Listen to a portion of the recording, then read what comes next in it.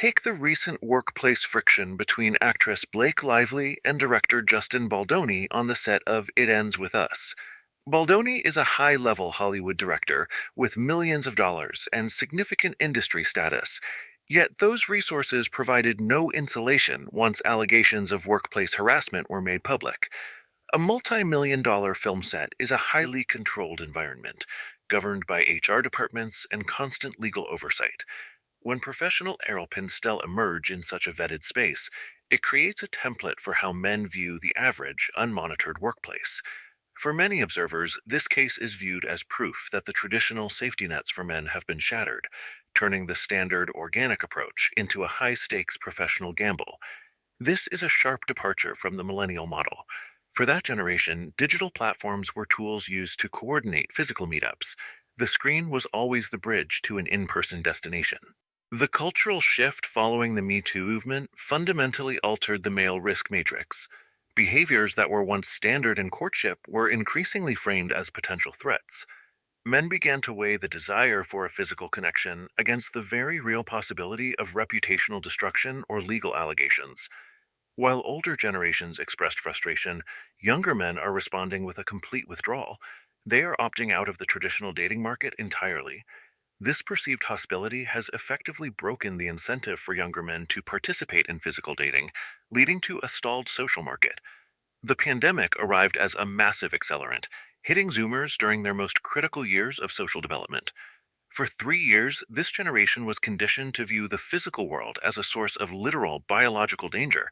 This created the concept of the absolute digital distance. Dates evolved into Zoom calls, and courtship was reduced to ordering Uber Eats to a woman's house from a remote location.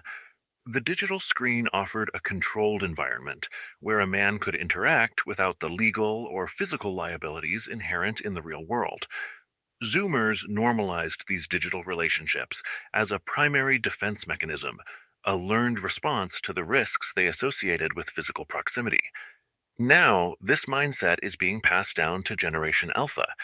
These children are being raised by older siblings and parents who are hyper aware of modern legal pitfalls. Young boys are being explicitly instructed to practice classroom segregation, told not to touch, roughhouse, or physically engage with their female peers. This enforced avoidance is being taught as a survival skill, designed to prevent any possible misunderstanding or allegation before it can even occur. By institutionalizing this level of physical detachment at the earliest stages of development, society is ensuring a future of permanent social distance. While the boys retreat into digital spaces, the domestic environment for young girls is undergoing its own transformation. Statistical patterns show that daughters of single mothers have over a 90% chance of repeating that cycle. This often stems from a domestic environment where the mother, lacking a partner, relies on the daughter for emotional companionship, inadvertently discouraging the girl from forming her own separate family unit. With boys seeking safety in digital fortresses and girls being programmed for domestic isolation, the two sides are being trained to never meet in the middle. This convergence of cultural and domestic forces has created the full-time ghost, men who have vanished from the physical dating world.